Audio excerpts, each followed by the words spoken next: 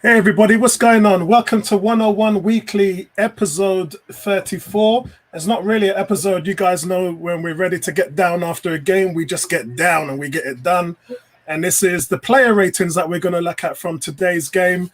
It was a great result. It was a result that for months I was contemplating just wasn't going to work out in our favor because Sheffield United have been such a good, solid team. But as I said in my match preview on Saturday on YouTube that I uploaded, I really didn't think they had it in them. They hadn't scored since lockdown, and I just thought they were coming into this game in bad shape. But they made themselves accountable today. But let's go to the panel first of all and introduce everybody. Tony, what's going on, man? How was your week? It's been a very good week. Two positive results in that week. I'm a much happier person than I was last week. for real. Bertram, how about you, man? It has been a good week. And Tony and I are not normally aligned, so we both had good weeks. And I have to come back to you with the Southampton forward, Tony, at some point in this whole conversation. Danny Ings. But no, it's been a good week. New York is doing well, unlike the southern states. Oh, Florida, man. With Corona. Florida, Texas, not surprising. You'll see North Carolina. All those southern states who believe the mask is not something that should be wearing and want to do their own thing. I'm sure the virus will treat them differently. And hopefully, we can get through this, but they're not taking necessary precautions. But it's been a good week, as Tony alluded to. We did have two successes. I'm not overly impressed by our performance, but results count. And so I'll take the results. So let's say hi to Liam in the chat. Liam, what's going on, bro? Good to see you. Hope you enjoyed the game. And thanks for following our live stream watch along today. It's crazy. Nearly 400 people watched that watch along. I think that's telling me something. I think I need to do more of them. Kuke, big thanks to you as well for not watching the watch along today. Yeah, it is good to see Neomisis. I've been trying to touch base with this brother for ages. Neomisis, good to see you, man. Good to see you. Thanks for joining the panel for this one today. How you doing? Yeah, I'm doing good. I'm doing good. Thanks for having me on board this week. As an Arsenal fan right now, I'm really happy with these two results because I was worried about the Sheffield United game. I thought this would have been one of those tough ones where we might have just scraped a loss. So yeah, really happy to see the performance today. Excellent. And give your channel a shout out so everybody knows what's going on, bro. Yeah, so just if you want to check out my content, go on YouTube at AFC Neomis. If you go on YouTube, search that, you'll be able to see my content from there. Just bringing you all my views on Arsenal. I tend to be pretty positive as well, except when things go really badly and I just can't hold it in. But for the most part, I'm positive. Hey, you know what made me laugh? When I said to Tom today, and who else was I talking to? I was talking to Ebony. Funny enough, Ebony's not here, which she said she would be. They said to me, Apollo, I'm not sure about the watch along because I do swear. And I'm just like, well, look, if you swear, you swear, innit? I know I don't. I can't. I got a lot of people from my local church who watch the channel. I got little Pitney them who watch the channel. So I got to hold it in regardless. I said to them, hey, if we mess up, man, and you swear, then you swear, innit? It's that kind of thing. So, African Guna, how have you been, man? You must be a happy man. 2 wins in a row? Yeah, happy man, 2 wins in a row. Not getting carried away, though. I mean, performance wasn't good, but at the end of the day, it's just the results that matter at this moment. And that really shows what kind of a mess we're in, that, we don't really care how we win. We just need to win. And that's what we did. So hopefully we can take this into the Norwich game, which I think is a must-win. Looking at the 4 next games after that, and then seeing that obviously Man City is battering Newcastle 2-0, so we know who we're playing in the semis. Yeah, it's and obviously, guys, we know now Man City is going to be coming to face Arsenal at Wembley, and it's going to be Man United at Chelsea. And I don't know I really don't know who's going to win that game, but overall, I think that it would be a great final if Arsenal can get in. I was saying to Tony, the last time that we faced those guys, they had De Bruyne, they had Vincent Kompany, they had Aguero, they had Sterling, and we still beat them. They had David Villa, and we still turned them over. So Yeah, we Anything had can happen. Sanchez and Ozil. And We don't have Walcott. Ozil anymore, or Sanchez. And we had Walcott as well. I don't know what's going on there, but we have to see what happens. So, guys, let's get straight into it. So, overall, where's the match statistics? I look at the match statistics at the moment. So, Arsenal had 9 shots for the game. They had 12. We had 3 on target. They had 4. The fouls and red cards and whatever, the fouls don't really mean anything. They had 6 corners, we had 4, and 2 offsides each. So overall, it was quite a stable game. When I was on the watch along with Tom, it wasn't the best game in the world, if I have to admit that. It wasn't the best game to watch, but the result was everything. So let's cover that off. But before we cover that off, let's talk to our girl. Let's talk to Ebony. Ebony, what's going on, man? Hi, guys. I'm at work, as you can see. Yes. Hey, so the Wi-Fi is better because last time you was a bit choppy when you was at work. Yeah, we'll see how it goes. All right, guys, listen, let's go through and work with our player ratings at the moment. We've got to get that done, so let's get straight to it. Player ratings, we're going to look at Martinez first, the goalkeeper. Tony, I'm going to go with you first on this. Let's go around the clock and see how it works. And also, guys from the chat as well, I want to hear what your marks out of 10 was for Martinez. Tony, you fire off with this one. Okay. I'm not really going to be too detrimental about him. I thought he was quite solid. He made saves when he needed to. Distribution-wise, he wasn't terrible. There were a few questionable balls, but I didn't think overall he was that bad.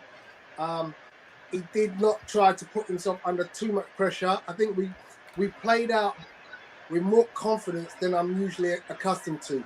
So that's got to be one positive in his favour. So I'm going to give him an 8. Good. Good, solid. Stephen saying happy with this win. Tierney was a 9, and Niles seemed to be linking with Pepe very well. Stephen, I've been hitting that one home every week on the podcast without fail.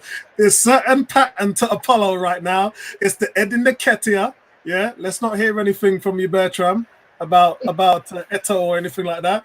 But I've been flinging some certain licks into you guys. Miguel, great, mate. I wish I joined you, Miguel, earlier on. But listen, welcome to the chat room, bro. Stephen's going 8 out of 10 for Martinez. Cool's gone 7 out of 10 for Martinez. 18's gone 7 out of 10 for Martinez. Bertram, Martinez, talk to me. I agree with Tony. I gave him, what do you give him, Tony? An 8 or 7? Give him an 8, man. I gave him a 7. Look, I thought he was good. That shot he stopped to his right. I think it was a really good stop because at about 6'4", it's hard to get down that low. And he's pretty comfortable, actually, with the ball at his feet. He's the opposite of Peter Cech and probably similar to Leno, maybe a little bit better in terms of distribution than Leno is. But I did think he made some iffy passes, especially through the middle, short passes, which I'm always concerned about because we're not that good. Our defenders are not comfortable on the ball. So you can't play it short like Man City does in the middle of the field, just above the 18 yard. It just doesn't work for us. And a couple of times we almost missed. But I thought he was very, very solid. And he's been with us since, 20? 17. Yeah, he hasn't been a regular in the first. But I thought he's been playing. Look, I think he's trying to win the spot, frankly, and he's demonstrating that he wants the spot, and he's played well. So I gave him a 7. Good. African Gooner, before you go in, Igel is giving him an 8. That's a big shout, Igel. Quite a few people are going with an 8. African Gooner, what are you saying, man? Martinez. Yeah, what I'm saying is it was originally a 7, but I'm knocking him down to a 6 because in the last 20 minutes, his distribution for me, he was playing some ridiculous passes to Xhaka, Mustafi. I mean, they were playing around with the back. I remember specifically at one point, Xhaka was standing like right in front of him from a goal kick, and there was a guy right behind him. And right, we're so prone to making mistakes, and one pass like that, Xhaka turns, gives away the ball, and it's a free one-on-one with the keeper, right? So that I didn't enjoy, which is why I marked him as 1. I marked him down 1, but overall, obviously, his distribution and his game was great. He didn't really have much to do for me today, to be honest. maybe 1 or 2 saves. But yeah, not too shabby. It's a bit harsh because it didn't really cost us. I mean, it'd be a different conversation if it did. But if it did, yeah, exactly. I'd rather not take the chances at all, especially when we're 1-0 up and we've been so lucky throughout the whole game. Why? Like, why are you giving your fans a heart attack? Just kick it out, man. Yeah. Neomis, what's your grade on Martinez? Well, I actually agree with Tony. I gave him an 8. I thought he was like really, really good. And I think part of that is to do with I've never been a fan of Martinez. Years ago, Martinez was in goal against in the Reading game that we had the legendary 7-4, I think it was. And ever since then, he's always been a negative in my book. But these past 2 games, I've actually been quite impressed with him. I think overall he did pretty well. I do hear what African Guna has been saying, but I think that's more so a disadvantage to Granite Xhaka and him just being slow on the turn when he receives the ball. But I think overall for me, like Martinez, that he's showed that he's been a good backup, and he can potentially be a good backup for Leno. So I gave him an 8. Yeah, so let's kick this up again because this is my partner in crime now, Ebony. When it comes to Martinez, we both think he actually should be Arsenal's number 1. And he's definitely good enough. I mean, the distribution I've seen from him in the last few games as a whole has been much better than Leno's. So, and this is what I've been saying. I'm going to give him an 8. And today's performance and the Southampton performance actually showed you why I think that Martinez is better than Leno. He's got better distribution. All right, he makes mistakes, and goalkeepers do that. But his distribution is better. His decision-making is better. There wasn't too much that he could have done about the goal. That was Kolasinac's fault. But overall, I thought his vision was a lot better than that of Leno. And for me, I think Leno's got problems. He's definitely going to have problems if Martinez carries on playing like this, and look at the double save that he made today. I mean, can Leno do that? I mean, yes, maybe he can, but I just don't. And I've said this before, and I'll say it again. Leno is not the one for me. Make Martinez number 1. Yeah, I think Leno's great. Leno's a good shot stopper. He's a very good saver at the ball. My problem with Leno, and I've hit you guys over the head with this so many times, is he makes a lot of mistakes. In the Premiership, since he's come in here in 18 months, he's made more mistakes than any goalkeeper in the league. And you cannot be a successful team if you're making mistakes constantly, game after game, season after season, month after month. That's not the formula for a winning team. Although Leno has actually saved us from time to time, he really has. But sometimes his decision making and his indecisiveness has actually almost cost us. And that's an issue for me. Forget the 7-4 win at Reading, a few years ago.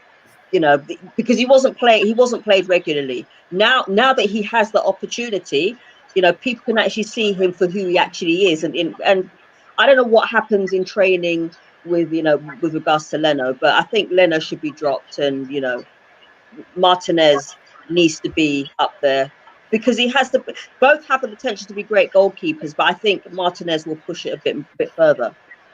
Excellent. So Vincey's gone for a 9 as well. Big shout out to Vincey. I've gone for a 7.5. I thought he was way confident in his area. He made 2 crucial saves. He's doing a lot to protect his goal as well. There was a few where on set pieces he came out and got a fist to it to protect his back 4.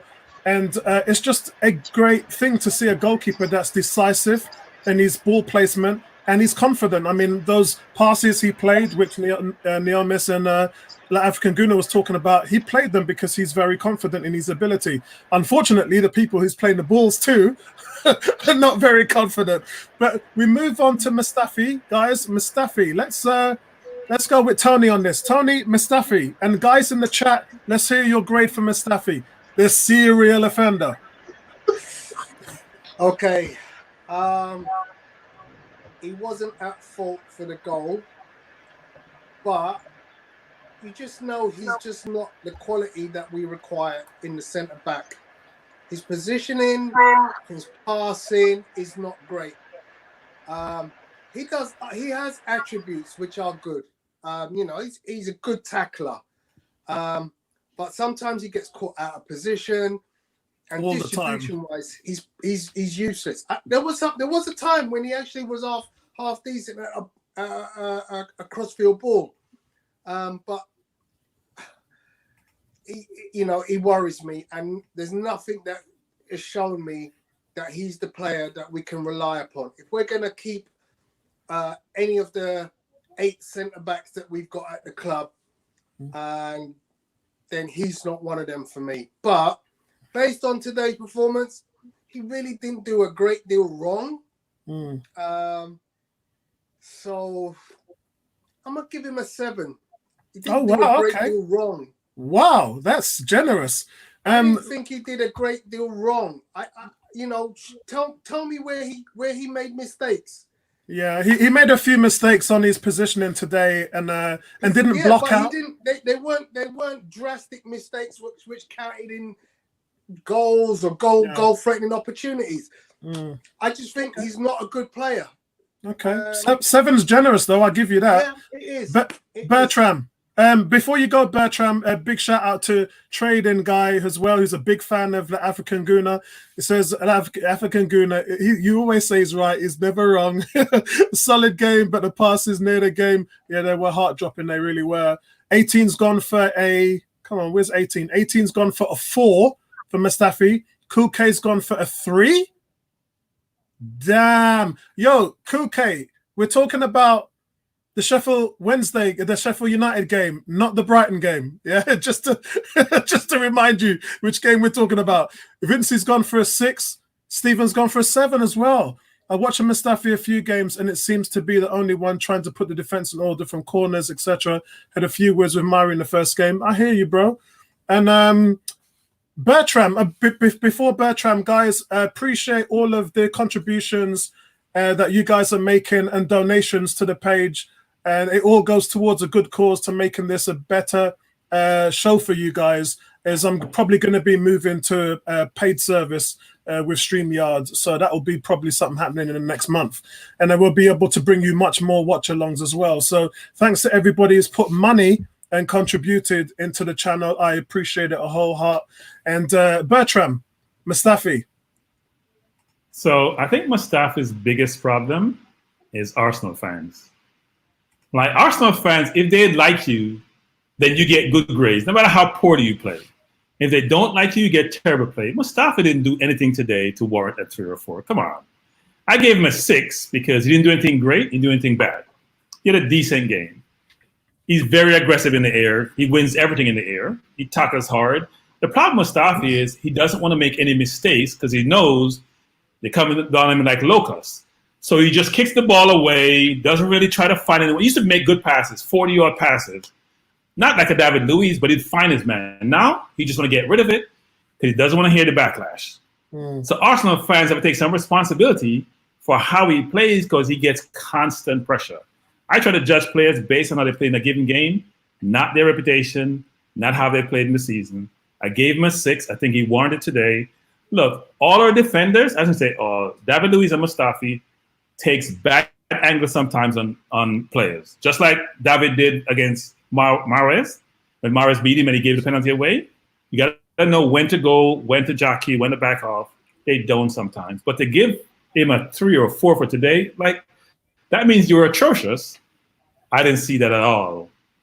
So I don't know how we get a 3 or 4 on a player where you had 1 goal given up. It was a deflection that then got to an offensive player. It had nothing to do with Mustafi. And as someone mentioned, he tries to organize the defense. Right? He's tried to organize his position people. He's not the best player, but let's give him a break. Let's try to help him versus just trying to knock him down all the time. I gave him a 6. 6, excellent. And thanks, Stephen, for some money in the kitty there. Appreciate that donation, mate. You're a star. Thank you very much. And African Gooner, before you, nobody else has put up any numbers yet. And African Gooner, what are you saying on Mustafi? Bambi on ice. I can't believe what I'm hearing from Bertram. I mean, like, yes, you want to be positive, but there's some players that just like they've just committed such crimes that it's just impossible to bail them out. And I don't think he had a bad game. Tony's right. He didn't have a bad game, but I'm going to give him a 5. I mean, he keeps trying stuff that is totally out of his skill gap. I mean, he can't make those passes that David Luiz can. He keeps trying. He keeps failing. I mean, yes, I'd like to see him do it once in a while, but don't keep trying when it doesn't work. In terms of positioning, just his positioning is still really, really bad.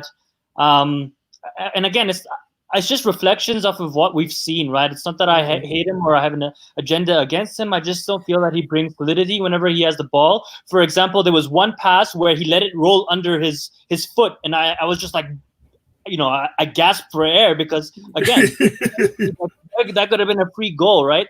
So he's just very nervous as fans whenever he touches and he's around the ball, which is not what you want from your team and from your starting 11, right? So, yeah, he didn't do anything wrong, but he didn't do anything great or good either. So, for me, standard 5. Yeah, it's funny because... Guys, I have one point. It's like we have never played football in our lives. Like, you guys expect perfection on the pitch. Like, there's nobody playing against you. A ball was under your foot, and you know what? He made one mistake in the game, and he's atrocious. Like, you've never played the game? No, Bertram, I was watching the game live stream here. You was with me. I was doing the commentary as well, and I was taking notes. And he made more than one mistake, mate. I can promise you that. I've got something. No, but we said we're pointing to one-off mistakes, Apollo. And when our stars do it, like when Abba does it 24/7 in games, he scores goals, so he's always forgiven. I think my score for Mustafi reflects the same score for Xhaka. And the problem with these two players is when they have subpar games, which they both, by the way, had today, everybody gives them props for it because they didn't mess up. And that's not having a good game. Yeah, that's having a subpar game. But a lot of the fan base seem to think because they haven't messed everything up, then we've got away with it. No, guys, seriously, these are the two guys that have underperformed since the day they walked in the Emirates. Very rarely, I can't remember even giving these guys a man of the match ever. Yeah, Apollo, how is Mustafi's underperforming? He has never performed above the level we're seeing at the moment. In fact, when you think about it, his performances under Emery were atrocious. Since Arteta's come in, he's managed to get a tune out of the guy because he said to him, "Stop doing stuff that you're not capable of doing." I agree. Don't expect 40-yard boards from him because Arteta's clearly said to him, "Don't try it." Now, yes, he does give it a try occasionally because sometimes you just have to clear your lines. Yeah. Let's be honest. This guy has... When have you ever given Mustafi a 9? Never. Not so once. What are you going on? He's about subpar. He's on par. Yeah? Understand what par means. It's level. It's level, exactly. And that's... Subpar means under your level. He wasn't under his level today. He was at his level. I agree. And expect. Yes, and that reflects in my score. I gave him a 5 for the exact same reason. So, for me, he didn't do anything. He was more composed than he was against Brighton, but he let the second goal in Brighton. And I might as well do mine now, Smith, because them guys have pushed me to the forefront. He was really sloppy with the pass. African Goon was talking about. He had a weak defensive header that nearly gifted McGoldrick a goal in the opening of the second half. It was an average performance really from him, and because he didn't mess up, then he gets by. And unfortunately, that's not the type of thing Arsenal need in order to get us back into the top 4. Style, you haven't missed anything at the moment, mate. Well, actually, you have. You've missed David Luiz. No, you haven't. You've missed Martinez's rating out of 10. So if you want to throw that on there as well as Mustafi's, and that would be great. Don't expect anything more than a 5, because if you thought his performance today was good, then was bad. Don't expect anything better than that. I don't think he's ever going to play a better game than today because we just know his level. Yeah. Yeah, just don't make mistakes and keep it tight. Something right, because Arteta is picking him over Holding at times. So when we have discussion with Mustafi on 4 years, he's picked him over Holding. No, he hasn't. Picked him over Holding. No, yes, of course he has. In his What do you conference, mean? he said In his conference, he said he was going to rest Holding because of the comeback with the injury. He's been doing the same with Tierney as well. Those guys who He's been come back resting from Holding loan- all year. Arteta can spin things the way he wants to. He's a spinner. he's Sorry. the manager. Now so he's a I have to- manager. He's become a spinner. Yeah, and he's spinning it really well because I believe him. Leomis, what are you going to give Mustafi? I actually gave Mustafi a 5. Good. Yeah. All the reasons, all you guys said. He didn't really do anything really wrong, but didn't really do anything that was special or that really kind of grabbed your attention. It's a Mustafi performance, but without the blunders. But yeah, 5 for me. Excellent. Ebony? Standard 5, standard Mustafi performance. But what else can you say about Mustafi? He's just there. He doesn't do anything spectacular. He has a good game once every once every 10 games. And for somebody of that level, he's got to go. And I've been saying this for quite a while. He's got to go. I think he does do something spectacular. I think in terms of clearances, he's heads and shoulders of using. Yeah, he's good in the air. He's very good in the air. Look at the stats, Apollo. If you look at Mustafi's stats, he has some of the best defending stats of all of our defenders. Yeah, agreed. So I don't know what people are looking at. Mistakes, man. You guys are giving him 5s and 4s, but let's. I guarantee someone's going to give Rob Holding a 6 now, and I'm going to be like, really? What was the difference? I'm not sure we're doing Rob Holding because he didn't start. So we'll look at. I don't think I was going to do substitutes today. Well, he played more of the game than. He came off after Luiz. He came off after Luiz after 63 minutes. Yeah. So guys, so let's move on to David Luiz. I'm going to go first on this one. David Luiz, I've given him a 6.5 out of 10. He got hurt in the 53rd minute, actually, not 63rd minute. He did his job, guys. He's been solid and error-free for most of Arteta's tenure, and I thought he did really well. He had a dangerous header which he caught them earlier on in the box. On the goal that was let in, which was offside, he actually shielded a defender using his body back, where Mustafi and Xhaka didn't, and they let their men run through. But then that was offside, so one can say that they were actually doing their job. But I thought David Luiz was okay today. I've given him a 6.5. Tony, what are you giving him? And guys in the chat, David Luiz, what are you giving David Luiz? And I think this is exactly what Bertram's alluding to. Because you like him a little bit more than Mustafi, you're giving him a 1.5 point advantage on Mustafi. And what has he done better than Mustafi today? He has done only the things which we expect him to do. No, His sorry, passing Tony. Sorry, Tony. His passing wasn't great. Tony, did you hear me summarize the score? And also, I was doing a watch along and explaining these things that I just said to you to everybody who was watching. And I was showing, when they were showing the replays, I was telling the guys, that's what you do in basketball. When a ball goes over for a rebound, you use your body and you shield and you block a guy out. The other guys weren't doing that. He was the only person doing that on the field. And that is experience. I know what I was watching, and my score's a 6.5. Tony, what's your score? When we're done, we need to grade the graders. Come on, Tony, what's your score? Hold on. Because I gave Mustafi a 7, I'm going to give David Luiz a 7. He didn't make any glaring errors, but he didn't do anything great. I'm just being consistent here. Okay, that's fine. Yeah, so Tony, hold on, Bertram, hold on. James, don't worry about it. Martinez 7.5 for him, and Style has gone for Luiz 5.5. James has gone for Mustafi 5 and Luiz 6. Yeah, my Luiz was 6.5. Stephen's gone 6. Luiz, no crimes committed. He looked slow because when I did my game preview yesterday, I did mention that the fact that he was 70% fit last week. And I wasn't sure whether he was going to start today because he's still not 100%. What happens? He looked a bit sluggish and then he went off with an injury after 53 minutes. So I don't think he's 100% fit, to be honest.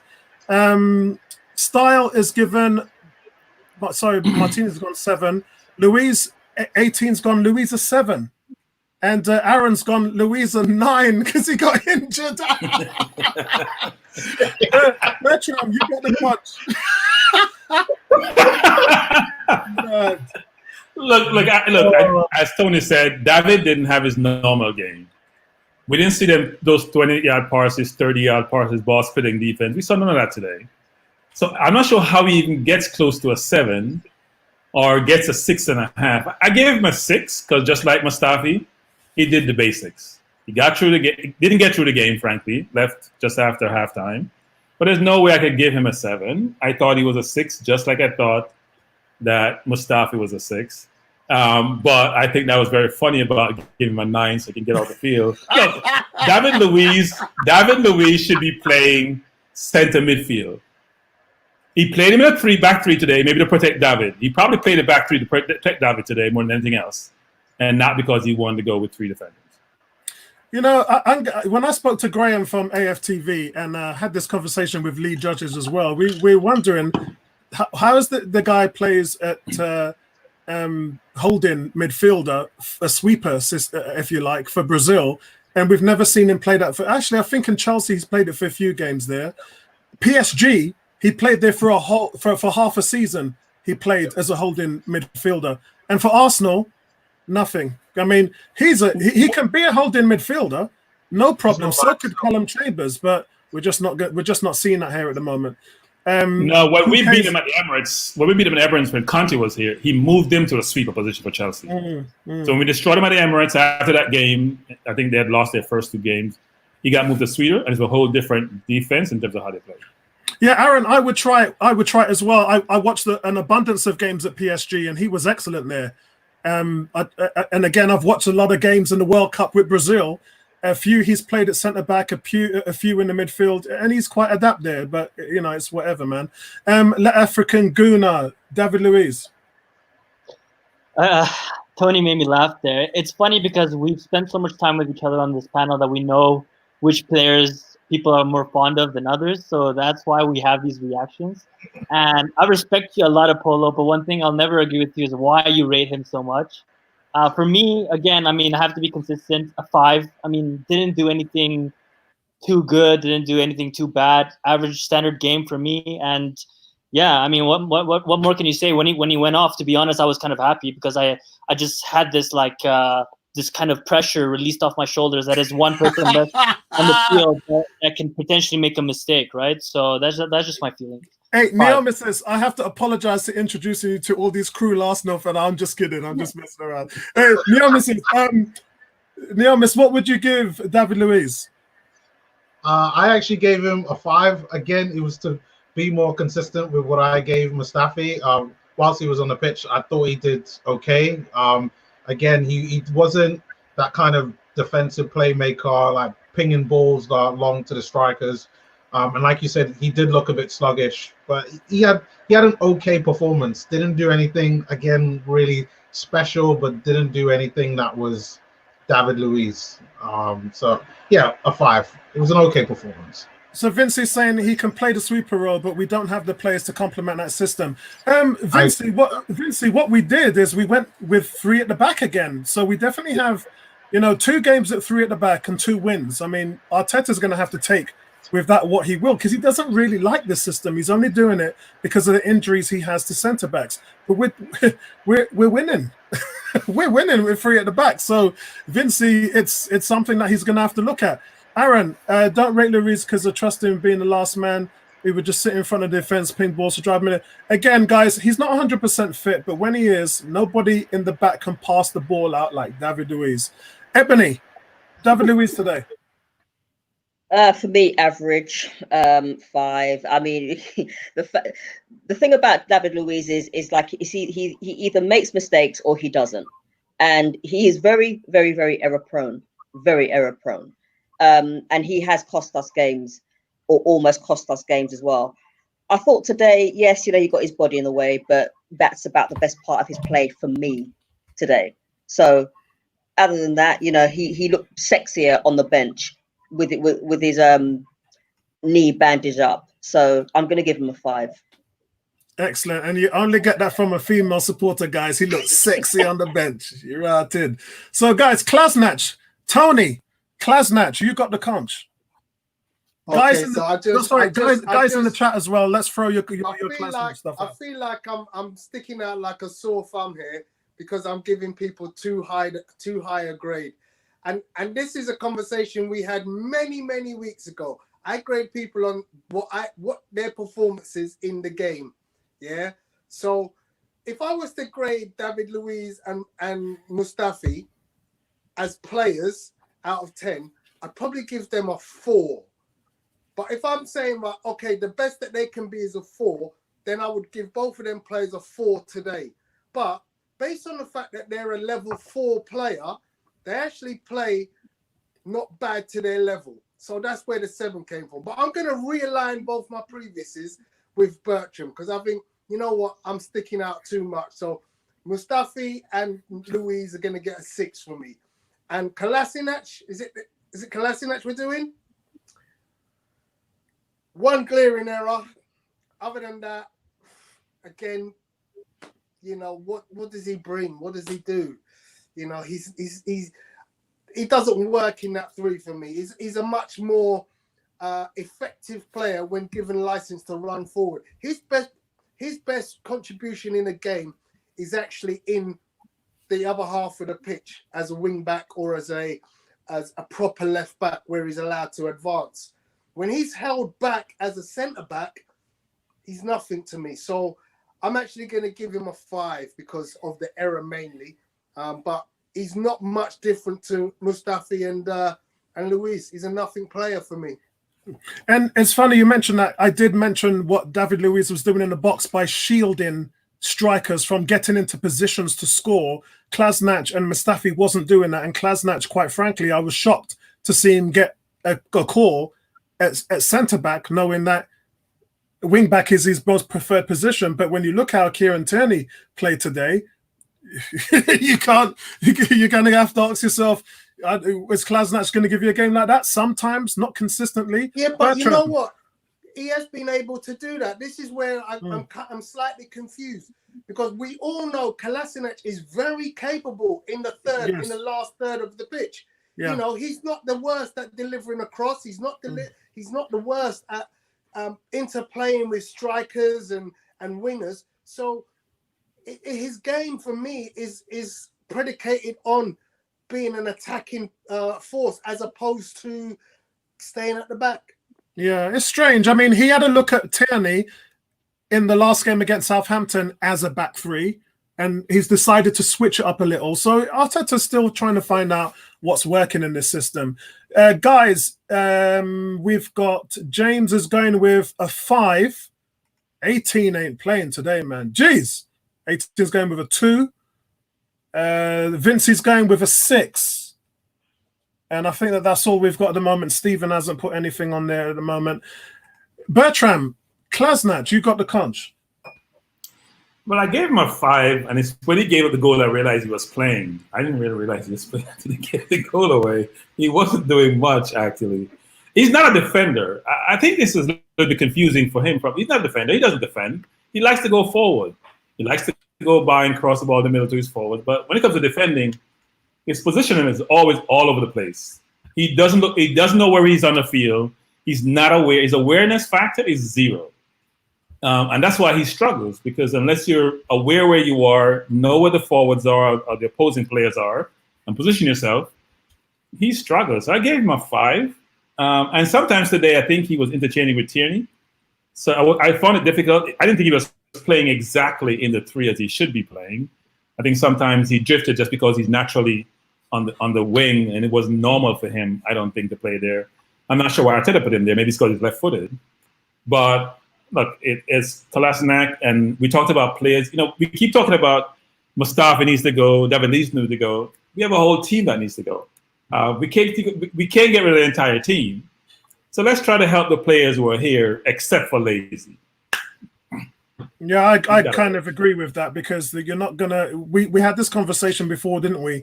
How many of our players would get into a top 4 side, and there isn't much. Aaron has gone for 5. Kuke's gone for 4. He said you got the conch as well. Oh dear. Aaron, have you changed that to a? Oh, yes, he has changed it to a 4. African Guna. Yeah, for me, I really don't think this guy's in the right sport. I don't know how he ended up as a professional football player. I think he'd be much better in the UFC or something else. Seriously, right? I mean, man, as everyone said, and I don't know what Tony drank before coming on here, but offensively, this guy brings nothing, man. All he does is he can bring the ball forward, right? Like 40, 50 yards. Okay, fine. But then when he gets into that position, he cannot cross the ball, period. I mean, we're looking at Tierney's service. And if you compare that to Kolasinac, right, I mean, miss and match completely.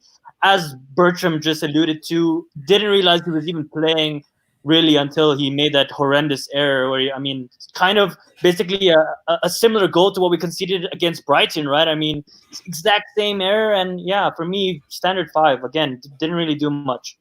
And sorry, he's on 100 and something thousand pounds a week. Like, we have to get rid of him. I know we're saying we can't get rid of the whole team and stuff, but these guys should have been out of this team long time ago. And we're going to keep making these excuses. We're going to have him for another 2-3 years in our team as a squad rotation player, but he brings nothing. Also, well, guys, he's less than 100,000 pounds a week because he came in a free. So equate that to buying somebody for 30, 20 million, right? He came for free. That's why I have to pay him 120. You can't pay him less. That's a good point. David Luiz, I got the numbers in today, guys, from David Luiz. As you know, he's on 135,000 euros, which is about 120,000 pounds, and it's about 75,000 euros at the moment. So it's just under 70 grand a week that he's had on his pay cut. So that's where they went with that, and that's probably, I don't know whether that was the deal in the first place, but that's definitely the contract that's been signed. Neomis Klasnac. I find it so funny on everyone's views on Kolasinac, but I had to give him a 4. He was poor today. His ability to just sense danger, it was just so bad. Like he's definitely better as an attacking fullback. And I get it, we've got defensive issues right now, which is probably why he's playing in defense. And then the fact that you look at some of the young guys, Zach Medley, he probably isn't even ready, and which is probably why someone like Kolasinac is in there. But I don't want to ever see Kolasinac in a back 4, in a back 3 as a centre back again. If we have him as an attacking fullback, then maybe you could do a decent job there. But yeah, for me, I had to give him a 4. Just no, not good enough. And Ebony, what about you? I think he was highly rated in Germany when we got him too. We got him for free and he's highly rated. So I don't know what happened. I'd never heard of him before. Ebony. Yeah. Wenger rated him highly because he saw him playing in the German league. Go figure. He rated him highly because he was free. Yeah, exactly.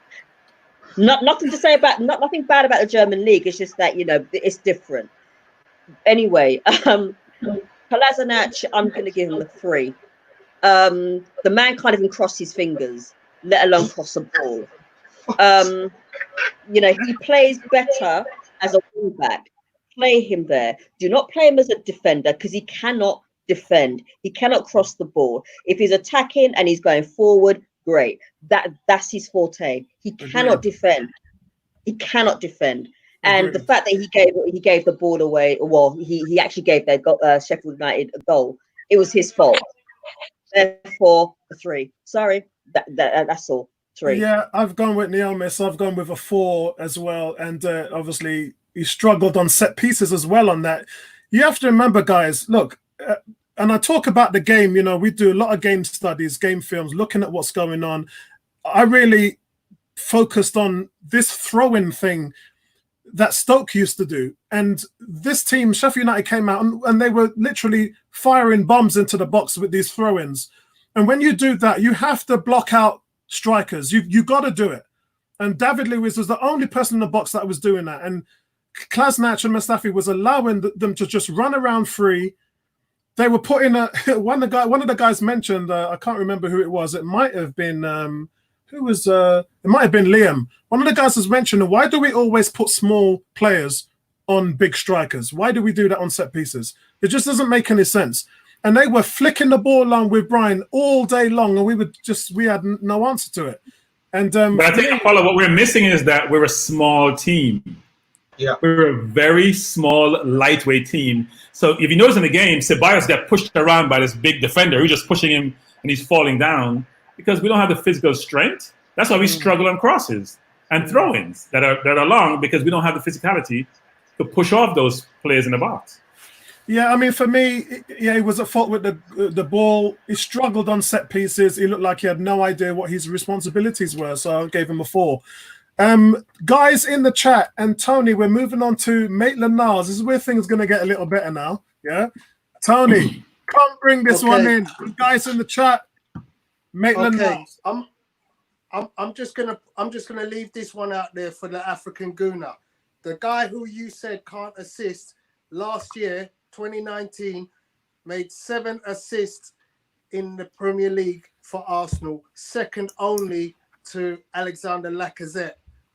Yeah, that's the guy that you said can't do nothing up the other end of the pitch. Right, on to Maitland-Niles, another player who just he's a nothing player. He just ain't good enough. What? You know, if I have to rate Maitland-Niles as a footballer, he's a 4. What? He's a 3 or a 4. He's not good at anything. No, he said as a footballer, not into a performance today. He's a footballer. Yeah. Oh yeah, we're talking about today's performance against Sheffield United. So this is what I'm saying. Like, literally, I have to stick with, you did nothing wrong, but you did nothing good. And I know you're gonna say, oh, but at least he helped Pepe. But nah, for me, Pepe still is on his own. There's no interplay for me. So Maitland-Niles, the guy, you know, the reluctant right back, or in this case, the right midfielder in a system, or whatever you want to call him, right wing back, still not doing it for me, I'm afraid. I'd rather Tony. Reese Nelson. I would okay. Reese Nelson there. So Are we? We're talking about Maitland-Niles' game today against Sheffield Sheffield United. Nothing Okay. for me. Nothing. All right. 5. Okay. 5. All right. Okay. Wow. I'm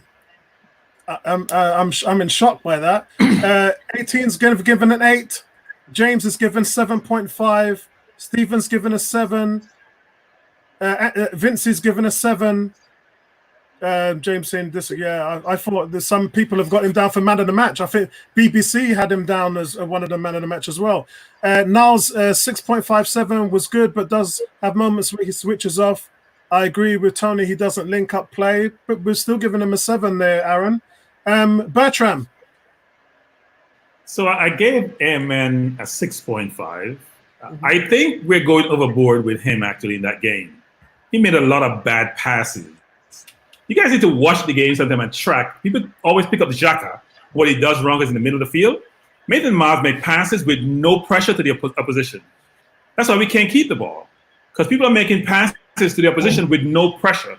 The difference between someone being in your back and you struggle to get rid of them to make a pass, and even on the ball that Willard gave him that he crossed, he passed the ball to the keeper. It was an easy cross to find a man in the box, and he didn't. So I didn't see where we're saying he was man of the match. He's not even close to be man of the match today. There was only one man of the match today, and it wasn't Maitland-Niles. I like Maitland. I think he has athletic ability that allows him to cover up some of his mistake. He's better than Kolasinac when it comes to being aware and where he is. He doesn't want to play on the right, that's for sure. But he wasn't exceptional today. He just wasn't. I gave him a 6.5, and I thought I was being generous, actually. 6.5. La African Guna. Wow, I'm in shock, man. Me too. Me too. Tony, I never said that he's not good offensively. My concern with him is defensively, he was always getting caught out of position because it actually wasn't a position he was comfortable in. And I didn't like seeing him at right back because I think that wingers would roast him and he'd get turned very easily. But offensively, he does do a good job. He has one of the highest dribbling rates in the team. But as Bertram just alluded, when he gets into that final third, his crossing needs to get better. So firstly, I needed to address that point. The second point for me is I think Ainsley Maitland-Niles had a phenomenal game today. For me, a 7. One of the best games that he's had so far. And I mean, he showed me what Bellerin doesn't do for us. I mean, listen, Tony, there was one point where he sprinted 50 yards. Yeah, that was in the 15th minute. Yeah.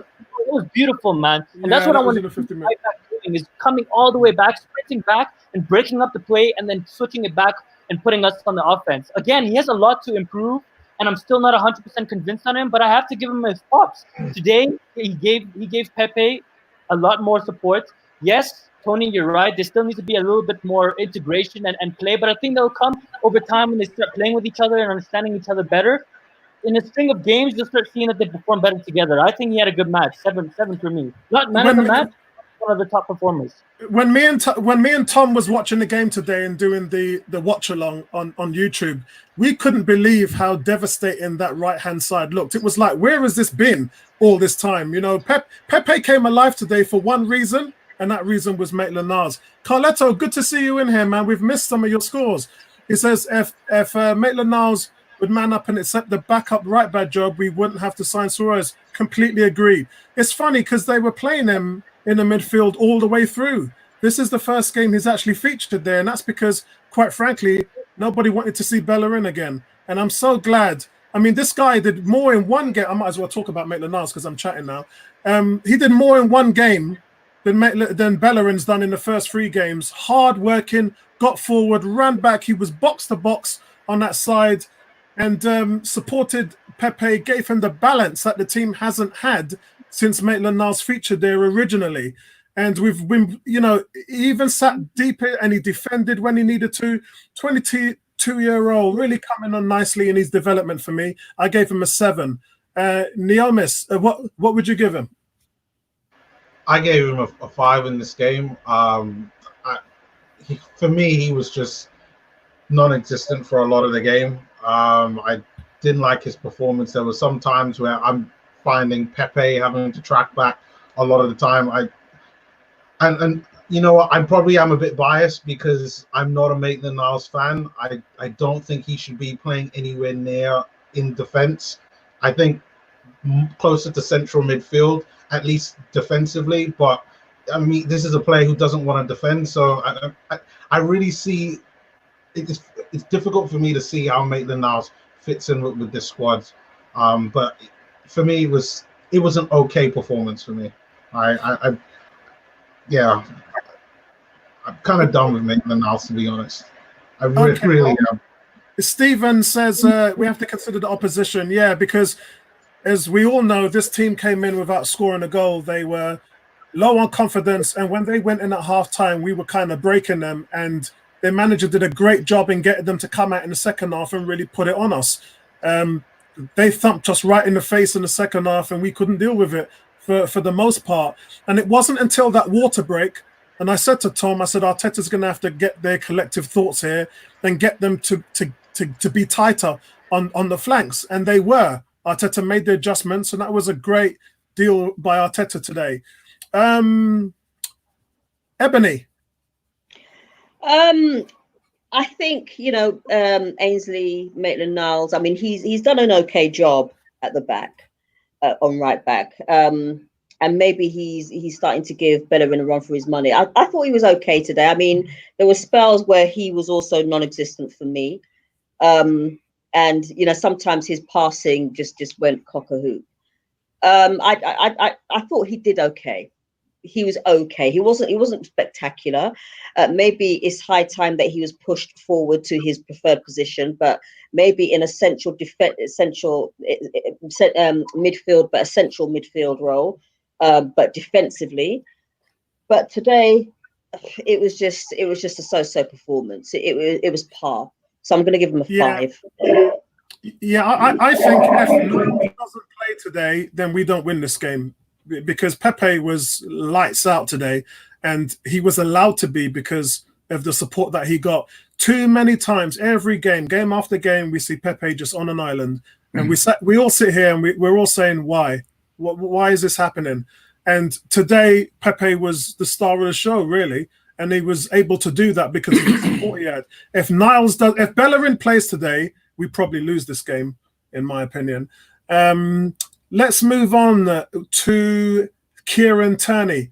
Bertram, you go first because Tony's taking a toilet break. I gave Tierney a 7.5. Yeah. Ooh, I gave him a 7.5. I thought he played well. Probably one of his better games. Maybe his best game, actually, apart from maybe a Europa League game I saw him play previously. But look, I thought he played well. I still think he's a one-trick pony to get by his man. He just puts his head down and try to run by. He doesn't try to set his man up to beat him.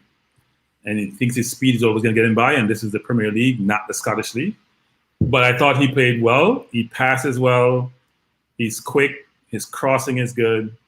I think he'll only go from strength to strength. He needs to get stronger, though. So he should go into the gym as soon as the season finishes. Because, as I said before, it's a very physical league. And you need to have some physicality to be able to hold off forwards in the box or to stay abreast of these forwards. So 7.5. Yeah, the one thing I've seen, Sky TV made him their man of the match. Also, the Independent did as well. The others went for Pepe, but that's how much they thought about him. So 18's gone for an 8 for Kieran Tierney. Vincey's gone for an 8. James has gone for an 8. Stephen's gone for a 9. Carletto is just saying he was definitely man of the match. Tony, Kieran Tierney. I'm going to give him a 7.5.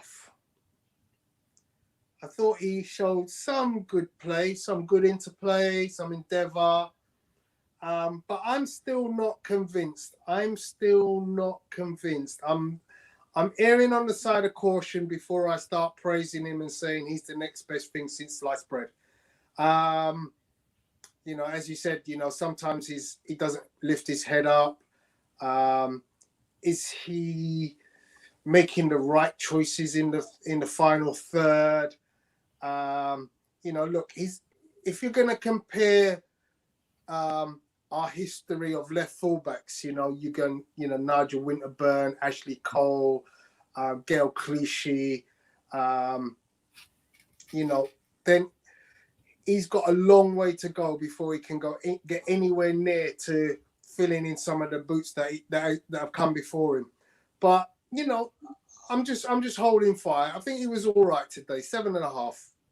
Excellent. A big shout out to Aaron for another $5 in the kitty. Aaron says, every time we pass forward, we are dangerous. The second we linger at the back, we stumble. Yeah, a lot of that, Aaron, is because we're still not moving the ball up the field quickly enough.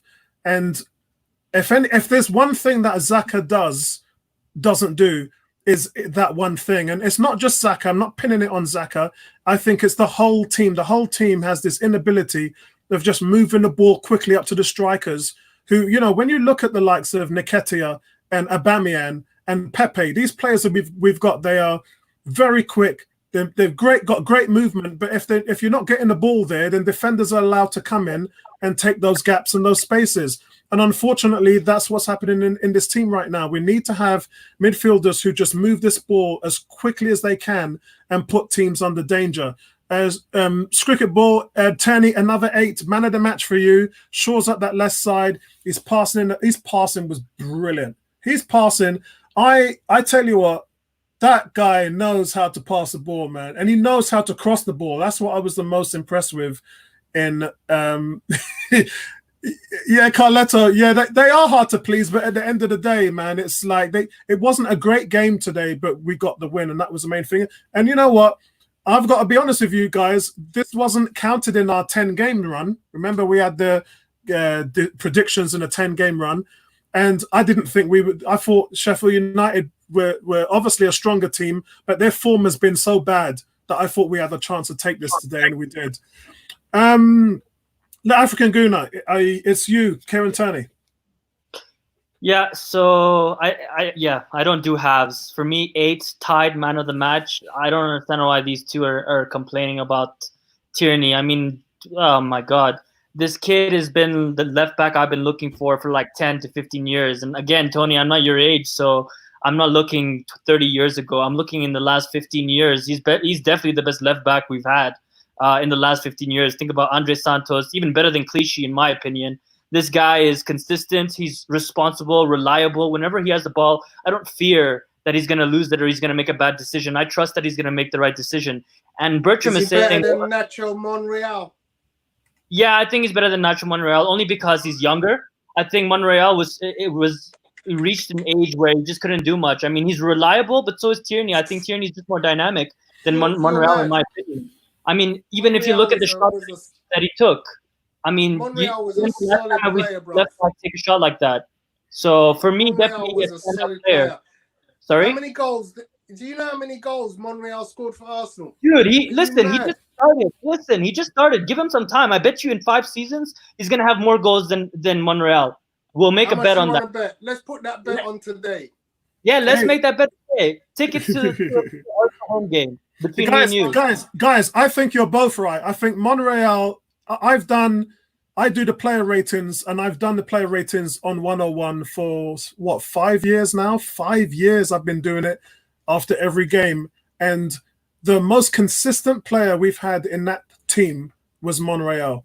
I've never given a player so many 7s before outside of him. He is so consistent. Kieran Tierney, he's got the ability to grow into something more, because I went back and watched a lot of Celtic games in the Champions League where they were playing some big giants, and Tierney was good. Yeah, he hasn't been that player since he's been at Arsenal because he hasn't had as much games, to be honest, and he's had the injuries and everything else. But he definitely has the talent to be a better player. He's not a better player than Monreal right now, though. I wouldn't put him right now as a better player, but he's got the capability to get there. Yeah, listen, James, me and you went for a 2-1 score today, so big shout out to that. And Neomis, Kieran Tierney, what's your thoughts on him today? I gave him a 7 out of 10. I thought he was really good in the game. Lots of good crossing and passing, like what I've seen since he's been here this season. Have nothing to complain about. The only thing that would have given him an 8, 9, or 10 is if he'd scored a goal and gotten an assist. Besides that, like, I have nothing to complain about with him. I actually see a lot of Monreal in him in terms of the level of consistency. Like, Monreal was always a 7 out of 10 performance guy, and I could see Tierney quite easily being that player. Like, that left side, which has been a weakness for us in years when the likes of Gibbs used to be here, he's going to be really, really strong, particularly at left back. And as long as Tierney continues to keep developing, particularly physically, I know that was said before, if he could just bulk up a bit, put some strength in his game, then we're going to have a really, really good left back. Yeah, I think the one thing that I definitely would give him above Monreal, actually 2 things. I think he's a better crosser of the ball than Monreal, and I actually think he's more comfortable on the ball than Monreal. He's got this, when he's under pressure, he's got this demeanor where he knows how to shield the ball, he knows where to place the ball, and he's just a solid player. I can't believe. I mean, now we're starting to see more of him. Arsenal fans are really getting excited. They're really getting up because we've got ourselves a left back, and he looks really good. Ebony, you got the conch. I love Tierney. I really think I think he's fantastic. Yes, he may be hyped up a little bit too much, but from what I've seen so far, the man has the left side of the back to a T. He can cross, he can run, he can cross, he can do everything that Kolasinac can't on the other side. For me, I thought he was all right. I thought it was excellent. I give him a 9. Well, okay, so man of the match. Is that man of the match for you? Okay, good. So co-man of the match, him and Pepe. Okay. So for me, guys, he created a penalty kick. His passing was direct. There was a few times on the watch along today where the ball came into the midfield and it came to Xhaka and Xhaka put it sideways, and I was like, why would you do that when we've got the flanks open waiting for the ball? And then I see Tierney get the ball and it goes direct. Either he passes forward or Tierney runs forward. Tierney was just so direct. His delivery of crosses put Sheffield on the back foot. He was always a threat today. I've gone for 7.5, guys. So we come to Granite Xhaka. And guys in the chat, let me know what your grade out of 10 for is with Granite Xhaka. Tony, Xhaka. You're on mute. Tony's on mute. Sorry, Okay, so- guys. I don't. I'm singing the same song. The guy's just not good enough for us ultimately. You know what? He didn't put much feet wrong, but this is a guy who sits in the middle of the park who can't pass the ball. I just don't get it. His passing is atrocious. I don't get. But I think he made some really valuable interceptions.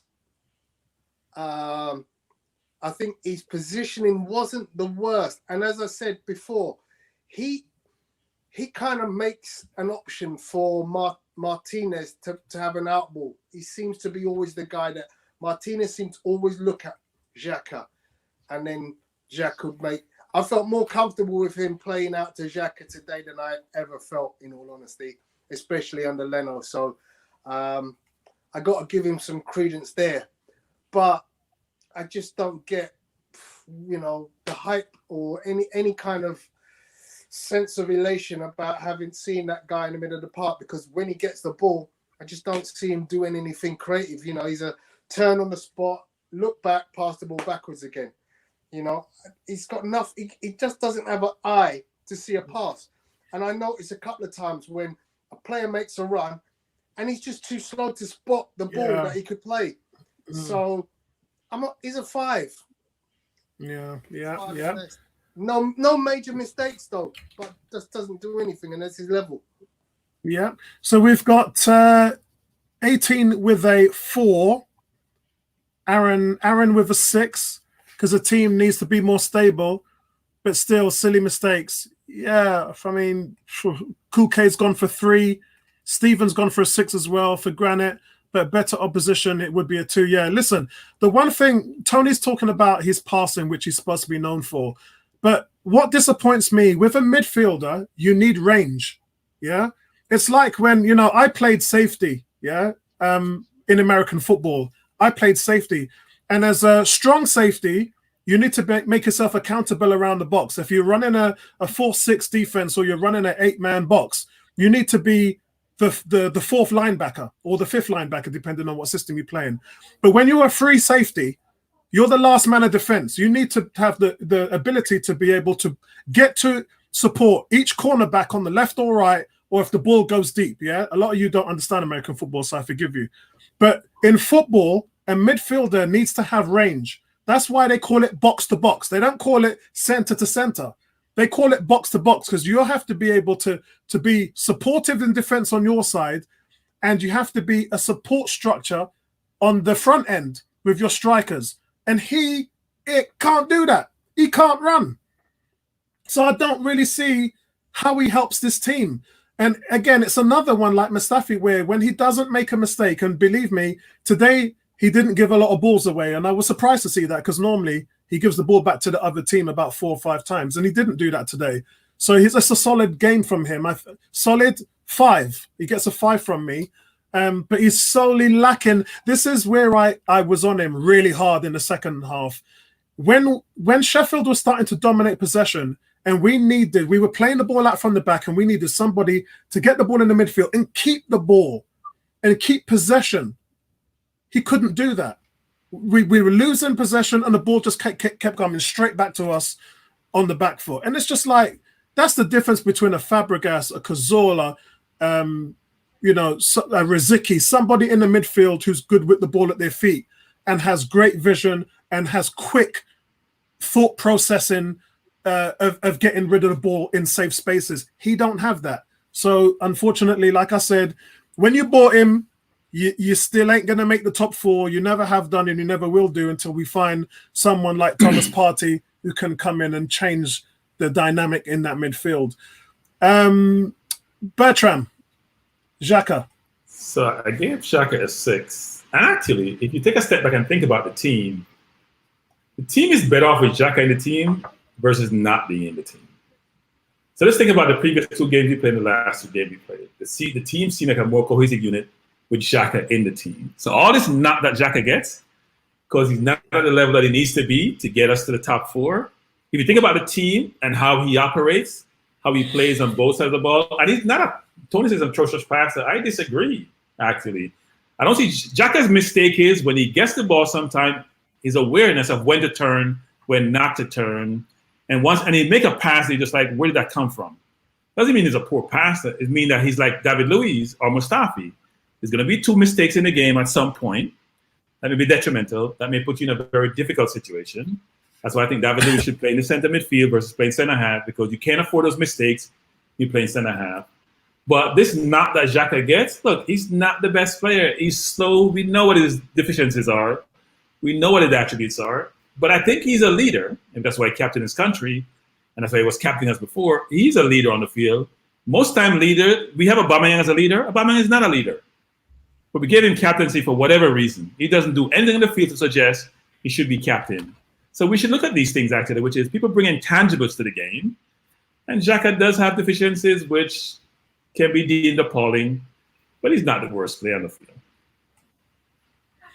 Yeah, so I gave him a 6.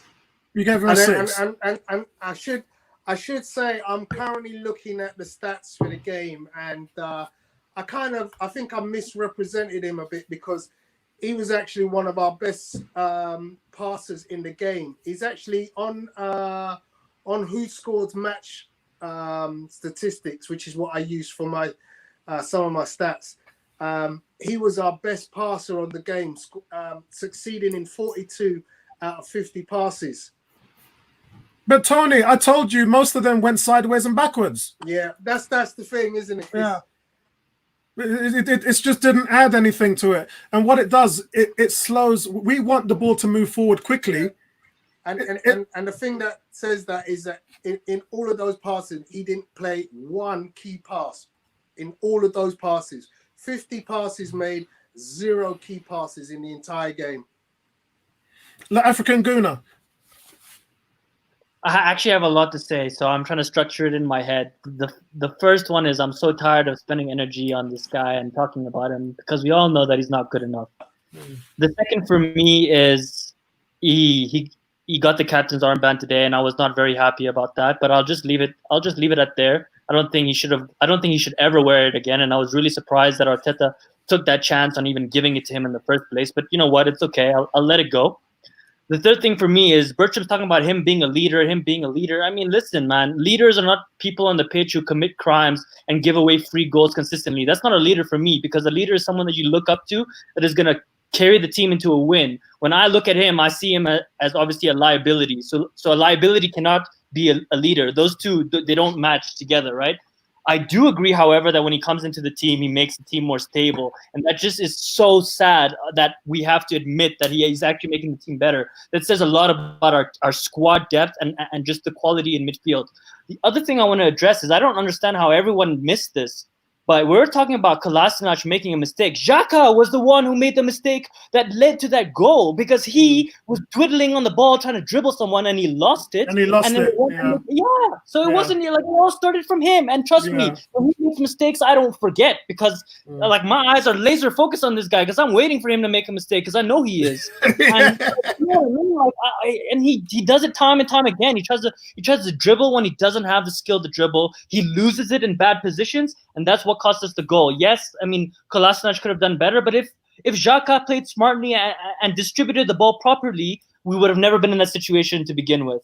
So for me, a foul. I mean, we need to get rid of him. I can't believe he cost us 40 million. Definitely not worth it. And as you said, Apollo, I mean, we've never won. We've never been in the Champions League with him in the team, and we never will. Never will, exactly. Vincey's gone for a 4. James has gone for a 5. Carletto, no, I'm in American football, bro. I used to play American football back in the day. And Cricket Ball's gone for a 6. I used to play rugby as well. El Gatonians, Norfolk Park. Big shout out to Norfolk Park. Bertram, he's saying Bertram smoking something. Aaron saying it's definitely more stable with it. Yeah, that's the saddest thing, is that people think that we're more stable, but really we're not. We're not. The fact is, we haven't found a combination that works in the midfield, even with him in there. And guys, here's what you guys should do. Here's what you should do. Question your managers then. Emery thought he should be captain. Arteta thinks he should be captain. I'm confused, but you guys are not seeing this. You're saying you're leaders. I don't accept it. As simple as Yeah, that. But it doesn't matter if you want to accept it or not. He's with them every day. He's with the team every single day. That's what Arteta is. Okay, so was so- Emery. Okay, so so was Wenger. Right, So we know I better than all agree. these managers. Yeah, I agree. But Bertram, the one defining factor in that, which you failed to address, is the team hasn't finished in the top 4 since he's been in there. So what does that tell you? No. You're missing the point, though. We're not talking about his capability. I'm We're not talking about missing the this point, team. though. No. Yes. No, you are. This team, how we're comprised, how we're composed, and how we operate. There's a difference between I have a great team like a Man City or a Liverpool, and we say Xhaka wouldn't get to that team. He's in this team. These are the players around him. He's the best of a lot in terms of being a leader. And African Gooner, you're way off on your concept and your perspective. I manage a lot of people. Your view about leaders can't have deficiency or a leader can't make mistakes, that is so way off. Not often as he Trust does. me. I mean, tell me one leader of any top club who makes as many mistakes as him. Tell me any leader in business or any walk of life. that has, You don't want to go there. You don't want to go there. There are leaders now of countries. Okay. Okay, I rest my case. Yeah. All right, okay, we all know where we're going with that one. We all know where we're going with that one. Kuke said drop 5 points against this. Yeah, Sheffield United have taken 5 points from Arsenal in the league. But today we dealt with Sheffield United, who was low on confidence, and that's where it is on that. We're not an attacking team. Xhaka is part of the problem, and we will never finish in the top 4 until that position is replaced. Neomis. Well, I actually gave Granite Xhaka a 6.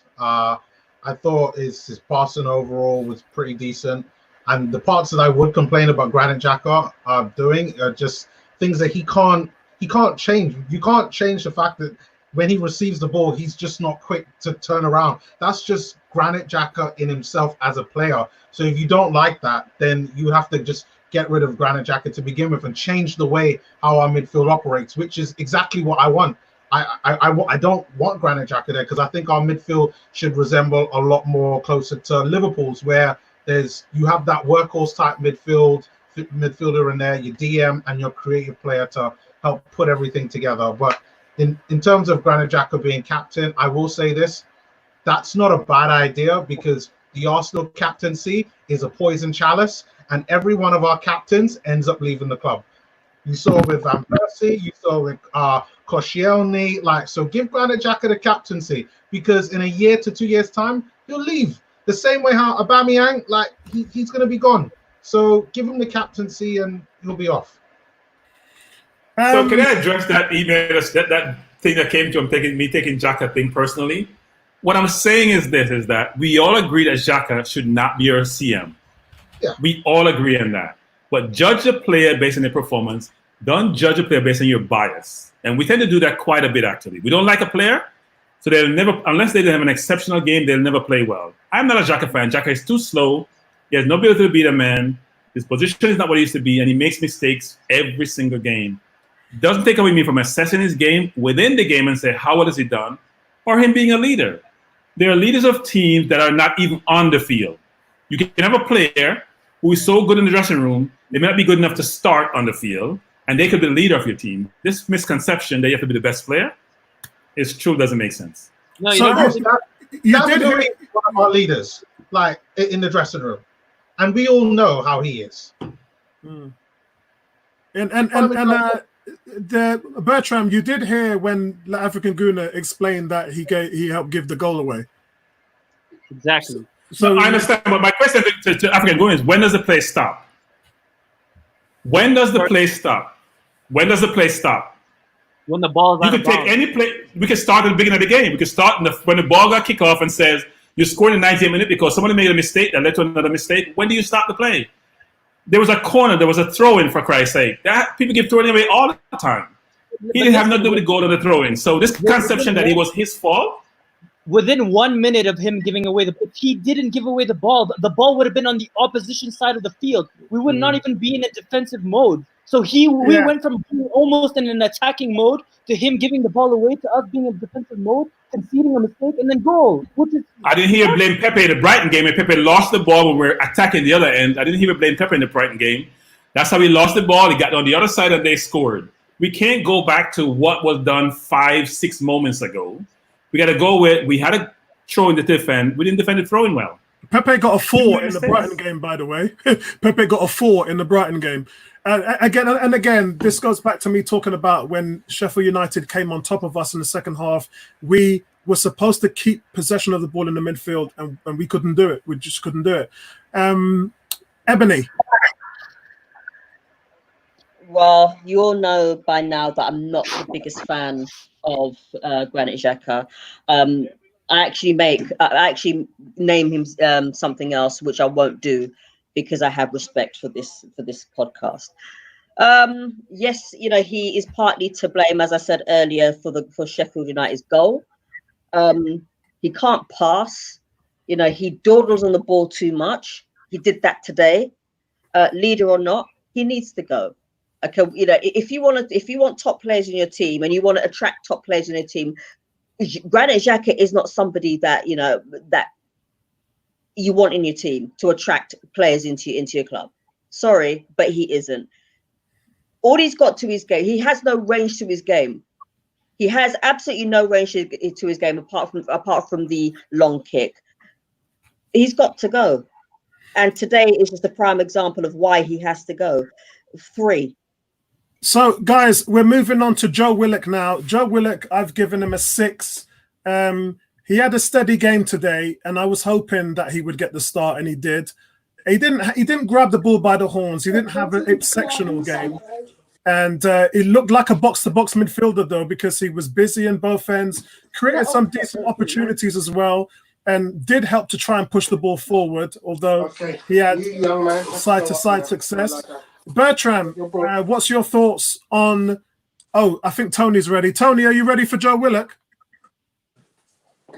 Yep, I'm ready. Okay, and guys in the chat, Joe Willock, marks out of 10, please.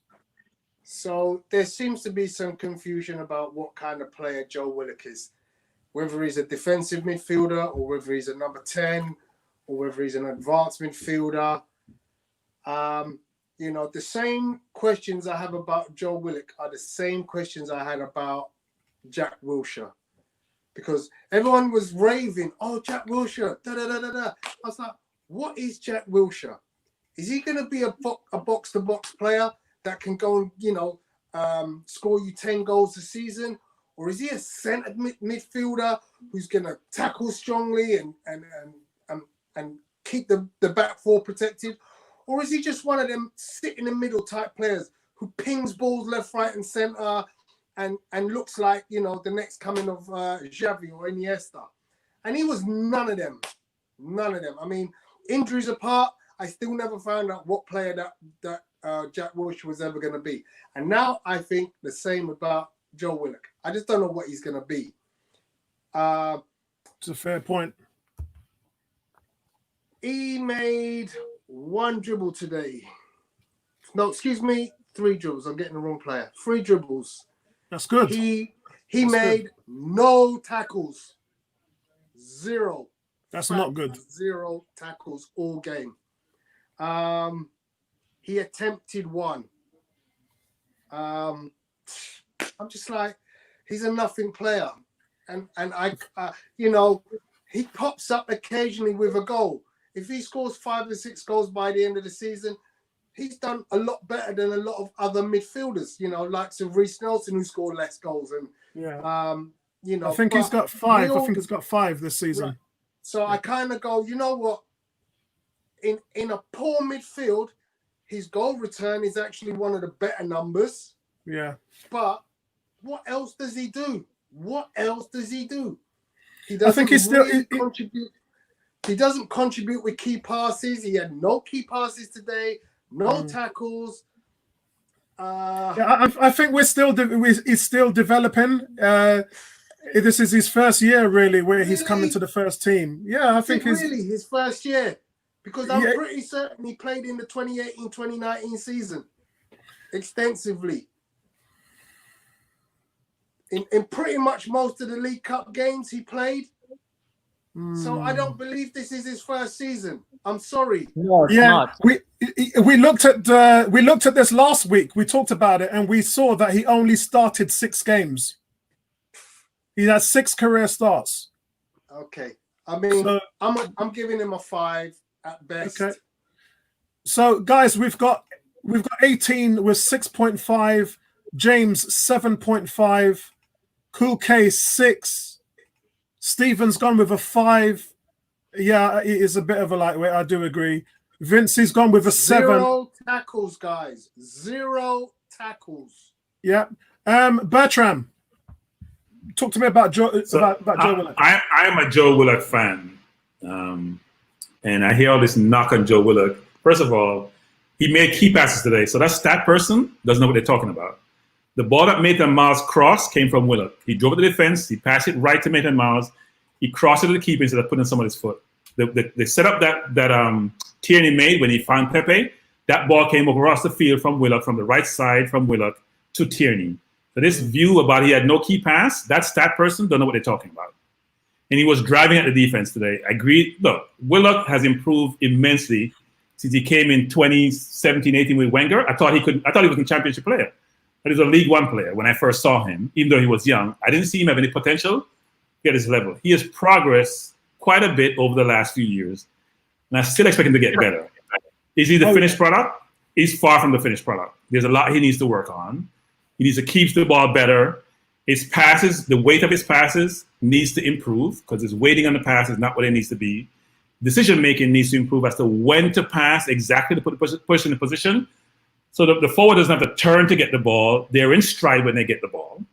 And he also needs to make better passes to cut between the defense, to split the defense, if he's going to play in the number 10 slot. But this view that Willock is not a good player, I don't agree. It's like me talking about Adama Traore 3 years ago when we should get Adama Traore when I saw him at Villa because he had all these attributes, but he was a raw talent, like a chicken with his neck just running around.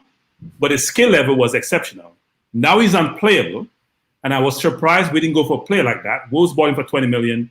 It's the same thing, which is you look at the talent, you assess the talent, you realize coaching, maturity, time will get them to a good place. And I think Willock can go by a man. I think Willock have a lot of stamina. He can score a goal, obviously, against Liverpool, and he will get better and better year after year. And I have to talk that up. I got a question. Let me just ask one very quick question.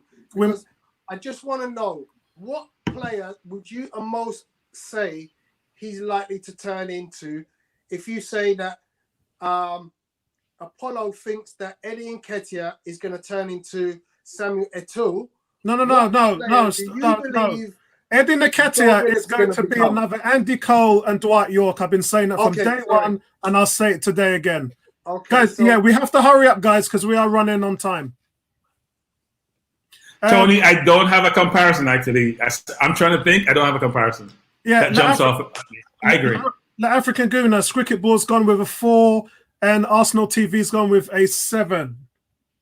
Okay, quickly, just to answer Anthony's question, has anybody played with a player in midfield like Xhaka? Serious question. If you have, or if you are, my advice is switch on to the other team because you know that you can exploit him. That would be my answer to that question. And in regards to Willock, I give him a 6. I think, he's a raw talent. I'm not one of his biggest fans. He has a lot to improve on. I don't think he should be in the starting 11 or used that much in the team in the first place. I think he should be just more of a squad player. Still has a long way to go. But he didn't do anything wrong, so 6. He just needs to improve his final ball. Niamis? For me, I gave him a 6. He's someone, when I first saw him, wasn't impressed by him back in 2017, but he's improved through leaps and bounds. And this season, he's really impressed me. I thought him driving the ball forward, trying to create something, and really work with Maitland-Niles and Tierney and Saka, those I thought was really good. In terms of what his positioning is, just on what you guys are talking about before, I think more now he's similar to how Ramsey was for us, driving the ball from deep central midfield to get in the kind of final third position. It's just that he needs to work on his end product and his final ball, and probably bulk up a bit. But a really good talent. And in the next few years, if he can get an end product, we're gonna have a really special talent on our hands. But that's 50-50 for now. Yeah, he's either going to be something special or he's either going to be Iwobi. That's how I see it. No, exactly. He's not Iwobi. He knows where the goal is. He's not Iwobi. Yeah, that's another point. Ebony. As somebody said, let Joe be Joe. He's young. He's still got time to improve. Yes, his decision making needs to get on point at some stage, and it will. So for today's game, I'll just give him a 5. Excellent. Guys in the chat as well, give me your numbers for Pepe. I went for 8.5 for Pepe. Pepe was my man of the match. Composed penalty. He's the leading accuracy scorer for penalties in Europe. He's hit 12 out of the last 13 penalties. He nearly doubled it minutes later, where the goalkeeper pulled off a great save, got down low and pushed it wide. The support he got from Niles made him look like a threat to score when we went forward, and he flipped an assist over to Ceballos for the winner. I mean, a goal and assist, a complete game for me from Pepe today. Tony, Pepe. Presence, blood, presence. For a guy that is still in his first year, and we still have to say, he's still getting used to the physicality of the league, of the UK football. He just does the right things at the right times. Sometimes, he goes the wrong way, but more often than likely, look, his stats again are up there again. Pass success rate, 86% pass success rate. Key passes. He's got 2 key passes today. 3 shots and a goal. So I just think he's up there. 8 for me. 8 for Excellent. Me. And we've gone with Vincey's gone for a 9. Cricket Ball's gone for a man of the match tied with Tony 8. 18's gone for 9. Cool K's gone for 9. James has gone for 9, man of the match. Arsenal TV has gone for 9. Bertram. I agree he's man of the match. I gave him an 8. Look, I've always said he should play in the 10. The sideline is not your friend when you're like a Pepe, because then it's almost like a defender. So then you sort of boxed in. You can only go inside or down the wing. If he plays in the 9, then he can go left, he can go right. There's a lot of pressure on the defense. I'm sorry, the 10, not in the 9. I'm not sure why we haven't tried him there. I keep telling people, when he plays in the 10, you'll see how, because he can pass the ball. It's not like some forwards or some wingers who can't make a good pass or can't spit a pass or be creative. That's what he does really well. I don't think the sideline is his friend, nor the support he's getting from the right. If you play him in the 10 slot, you'll see his ability to create and to score more goals. And by the way, I didn't give him a 9 because he should have put the Tierney. He should have hit the target with Tierney's cross, and he didn't. So I couldn't give him a 9. And it's funny. The other thing I just want to just quickly mention, sorry, Apollo, is that nobody else should ever take corners, because when I think Joe Willett came up to take a corner, and it was woeful. It was awful. And you're like, why is, Pepe is the awful. only player I can depend on to play an accurate free kick or a corner. Yeah, he's the best. He's the best ball placer in the team. Set pieces, corners, and penalty kicks. There isn't any. It's an awkward style when you look at the way how he leans his body, and it's awkward, but it works for him. It works for him. Arsenal TV has gone for an 8. Stephen's gone for an 8. Pepe should have scored an open play. Yeah, you know what it was, Stephen? It was when Saka, who we were playing, I think we were playing Newcastle, when Saka was on the side, then he nutmegged that guy, put the ball through his legs, played it into the middle, and Pepe came in and knocked it in the bottom corner. That was the exact same ball that he got there, and it was just wide. So, yeah, it's a shame that didn't go in. African Guna. Yeah, President's blood, as Tony said. We're definitely this is what we've been waiting for, and it's no coincidence that 4 games on the bounce, he started all 4. When have we seen that happen under Emery, right? Emery wasn't even playing him. And, right, we're talking about 16. He's had 16 contributions to goals and assists this season in a weak team that is not performing, and he hasn't even played as many games as Aubameyang or any other players in any of the top teams. So yeah, I mean, yeah, we paid 72 million for players that are going to slot penalties in at big time moments, right? I mean, if he missed that, I would have been gutted. But he finished that beautifully. And yeah, as we said, I mean, he seems much more confident now, taking on players like it's nothing. You know, Bertram was saying that that Tierney is a one-trick pony. I also feel sometimes Pepe is kind of like that sometimes. I know he has more skills than his locker. I just want to see him pull out more tricks, and I think that'll come over time. So I'm happy with him. Gunnar, African Gunnar, you out of your mind. The man has trick in his fingernails. You don't see his skills?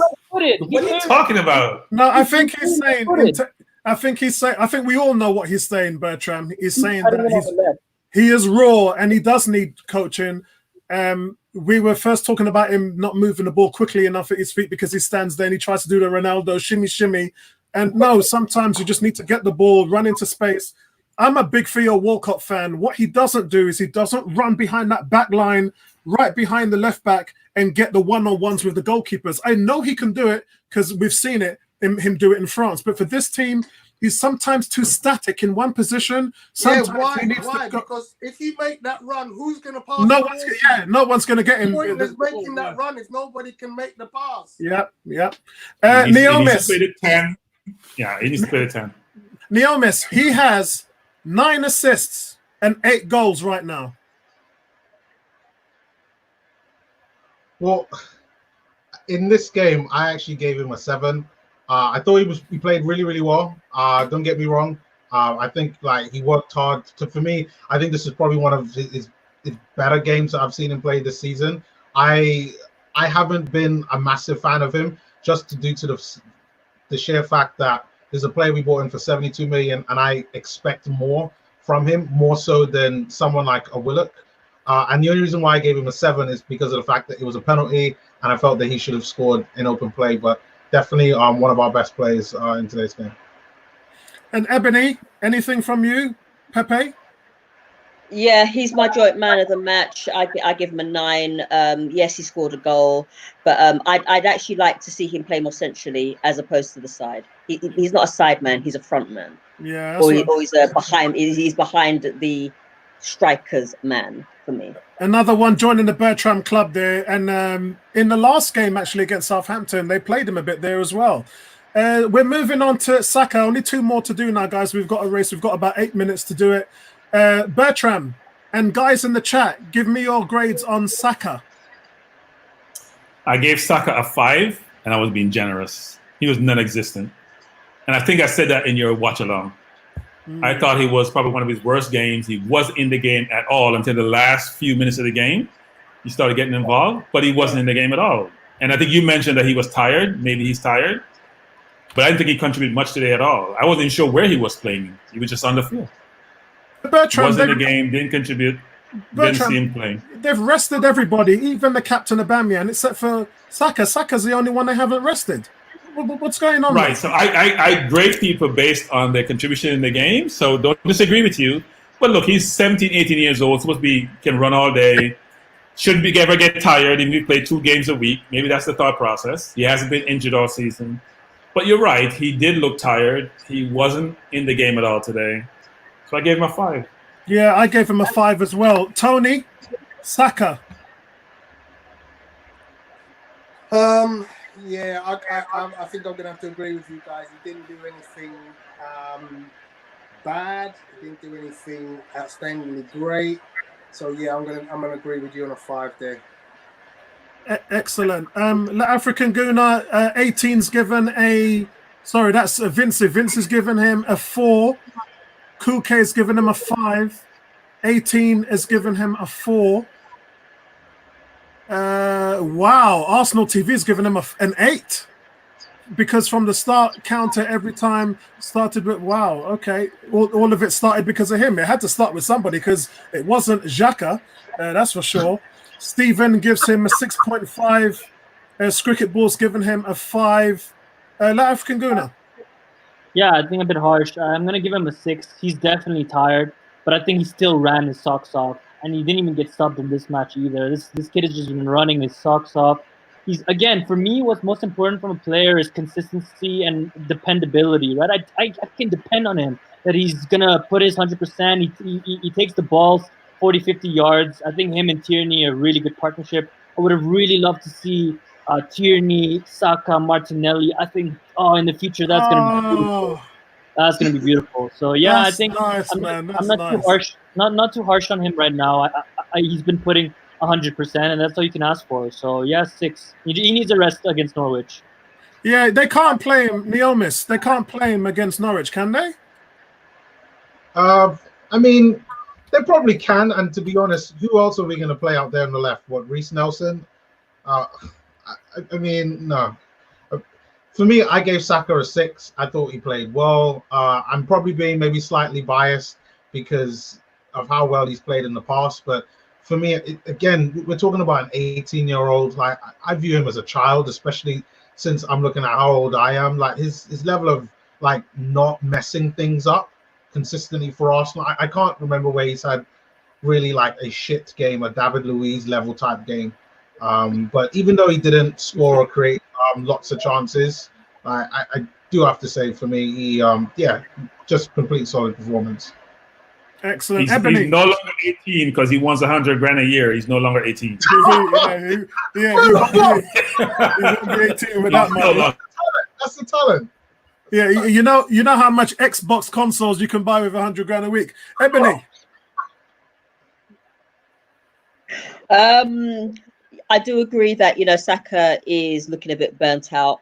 So I personally rest him against Norwich. Today, no, he didn't score any goals, but he ran his socks off again. So, and I think he's a hard worker. But what I don't want to see him is burnt out at this stage, because we need him for later. So I'm going to give him a 5. Excellent. So, guys, last player before we shut this down, Alexandre Lacazette. He won the penalty, but just disappeared after that.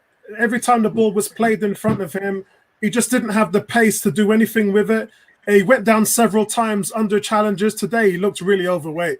We saw the shot where he looked like a Spartan with his six-pack and how much muscle he's brought on, but it looks like it's taken all of his pace away, because today he was just, it's really weird. It's a complete opposite dynamic when we see Eden Nketiah running all over the place, closing everything down, helping the midfield. Then you get Lacazette, who just is kind of planted, then he goes down all the time, and then he's just not running everything out. It's like a completely different player.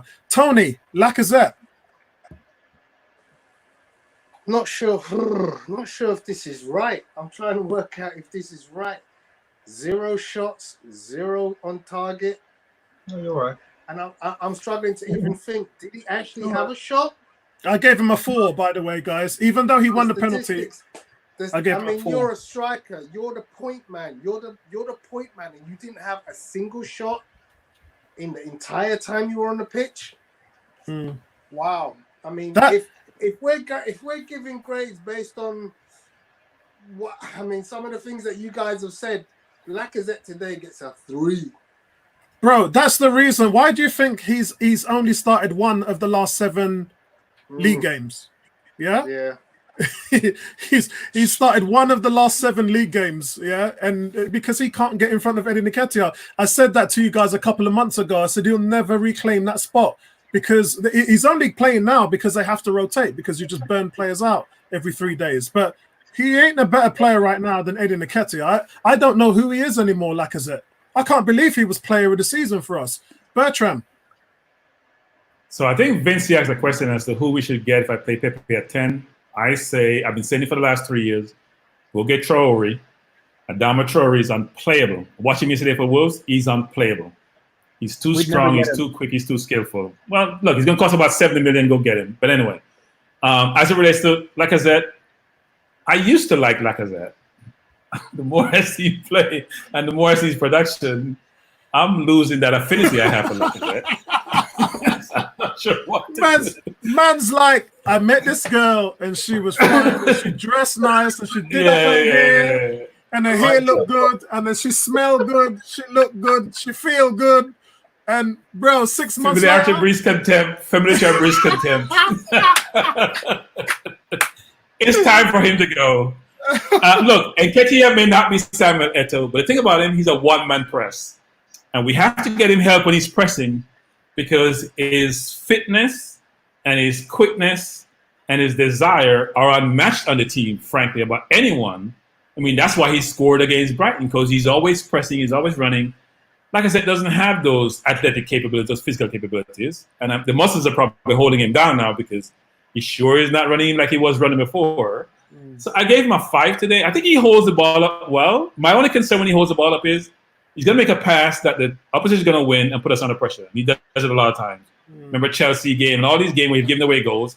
And he comes to second most fouls on the team. So when you have a defender in front of you and they can't go anywhere, don't foul them. Let them play the ball to the goalkeeper, play it back someplace. But look, Laka is regressing, actually. He's not getting better. His game is not getting better. And his production has been woeful. So I gave him a 5. It was a 4.5, but I decided that we won. So he got a 5. I'm gonna have to go, guys. Yeah, because we're going in about 3 minutes, Tony. It's just like African Guna, Neomis, and Ebony, and we're done. Take care, guys. Yeah, take care. Thanks, Tony. So we've got Stephen with 4. We've got Lacazette 5. Vincent just said what I did. I don't even recognize him anymore. There's a 4. African Guna. I 100% agree with Bertram. I'd love to see Traore, but honestly, I don't think he would ever come to us. Too expensive. And 3, I don't want to see us assigning any more attacking players. We just need defensive players now for the next 2 years. No more attacking players, please. And then, in regards to Lacazette, I know, Apollo, you and I we've had many conversations about between Nketiah and Lacazette. And honestly, I think because Lacazette has been underperforming so much or so badly, I actually am seeing the value of Nketiah in the team. And, I can see why you like him. And I'm starting to like him as well now because he brings basically much more to the team than Lacazette. Stop gloating. Like, as Bertram said, Lacazette was that pretty girl that we all fell in love with, and he doesn't look like the same player. I do want to mention that the penalty he got, that was beautiful play. As a striker, that's what you're looking for from your striker, right? Get in front of the man, let the defender take you out and take the penalty. That was smart play by him. But apart from that, he didn't do much. He did much more running than he does usually, but again, I mean, nothing else for me. So 5 because he got the penalty. Yeah, Neomis, Lacazette. For me, I gave him a 5. Again, apart from the penalty that he won us, just non-existent. I agree with you guys. Like, he just isn't the type of player that he showed before. But in his defense, I will say this, is that we're asking him to play a completely different game than how he played when he was at Lyon to how he is at Arsenal.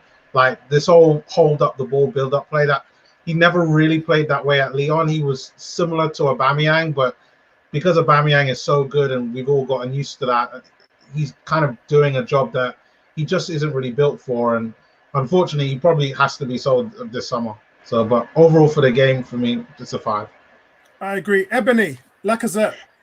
Okay, for me, apart from when he fell over because he got felled down by a defender, he didn't exist. I guess nobody finds him sexy as a player anymore. But, I still think he has it. It's just that I still think he has it, but maybe he's just going through the motions of a bad season. It happens. It happens to all players. But for Ebony, me, Ebony, he has it, but Nketiah looks like he's got more of it. Yeah, or maybe maybe it's because he's getting older. I don't know. Or maybe he's regressing. I don't know. But I mean, I just think that today wasn't one of his best, so I'm going to give him a 3. Excellent. So, guys, listen, that is it, and that's our player ratings. I hope you guys have got quite a lot of information. It's not just the ratings we're giving, guys. It's why we're giving them as well, and I love the way that the panel has expressed their emotions in why they've chosen. And a big shout out to you guys as well in the chat room as well. We can't do this without you. You are what's fueling this whole fire. And appreciate all the contributions you lot have made to the channel. Thank you very much. Means everything to us here. And I just want to say, if you're not subscribed already, guys, please hit that subscribe button so you know when our shows are happening. We are consistent every Wednesday night, every Sunday night, and we do pop up here and there and try and do, especially now the games are every 3 days. We're going to have to kind of flex towards it. I want to thank Bertrand. Bertrand, where can we find you? I'm at Arsenal 101. Excellent. In the forums, La African Gooner, where do we find you? On Twitter at La African Gooner and my YouTube channel, La African Gooner. Excellent. Neomis, where can we find you, bro?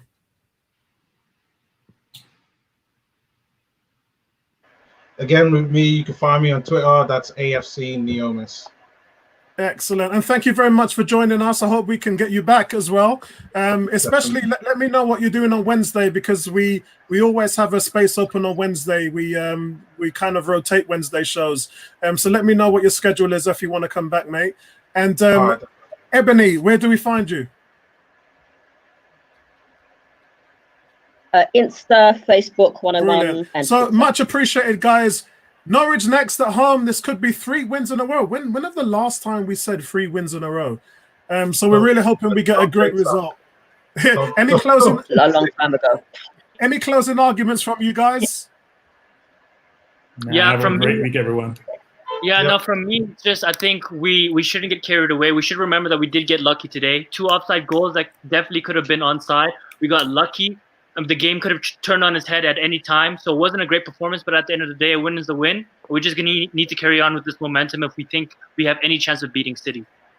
Brilliant. Okay, that's it from us, guys. Appreciate the love for the channel. Subscribe to 101 on Arsenal, and I'll see you in the next one. Peace out, guys. Nice.